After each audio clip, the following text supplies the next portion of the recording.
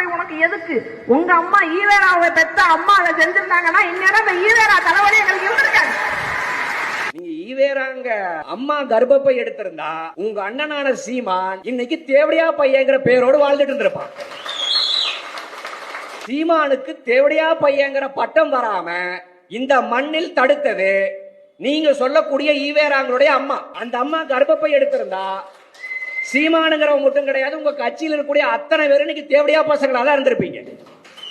நல்ல அப்பனுக்கு நீங்க பிறந்திருந்தீங்கன்னா நாளைக்கு சீமான அறிவிக்கிட்டோம், தம்பிகளே எங்கோட நாளைக்கு ஜெயிலுக்கு வருவதற்கு தயாரா, 3 ஆண்டுகள் ஜெயில இருக்கணும், எங்கோட சிறைக்கு வருவதற்கு தயாரா அப்படின்னு சீமான ஒரு அழைப்பு விடுத்தா சீமானோட பொண்டாட்டியோட போக மாட்டான். சீமானோட பொண்டாட்டியே நீ வேணா போடா தேவடியா பையா அப்படின்னு சொல்லிட்டு